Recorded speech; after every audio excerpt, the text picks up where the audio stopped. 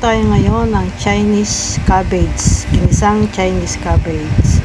Ito po ang mga ingredients: chicken breast, fillet, bawang, sibuyas, of course ang mantika, oyster sauce. Yung tangkay ng Chinese cabbage ay hiniwalay ko kasi medyo matigas yan. Unahin kong lutuin yun. At ayan na, nandyan na yung kawali. Mainit ang mantika, ilagay na ang bawang.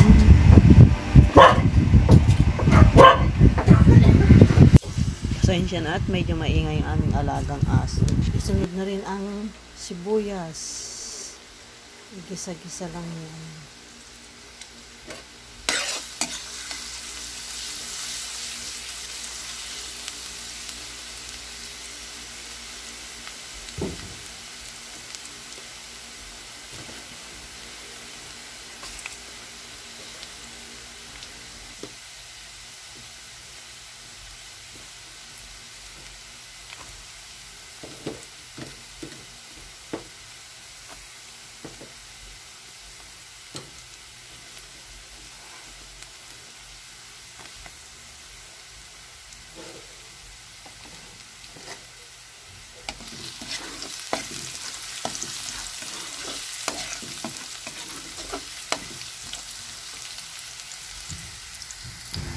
Sunod ang chicken fillet. Stir fry natin yan hanggang maging brown, medyo brown siya.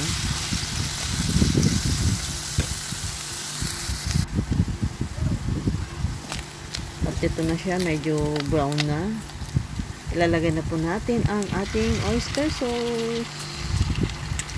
Yan ang pampalasa natin sa ating Chinese cabbage. Isadong Chinese cabbage. Yan, halo-haloin lang, gisa-gisa. Ito na siya, nahalo na siya, naigisa ng husto. Sunod na ang tangkay ng Chinese cabbage. Unahin natin yung lutuin.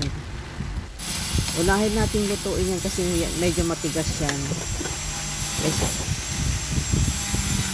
At ito na, isunod na natin yung dahon niya. Halo-haloin lang yan, guys. Ganyan lang po kasimple. Ang ating ulam ngayon ay ginisang Chinese cabbage.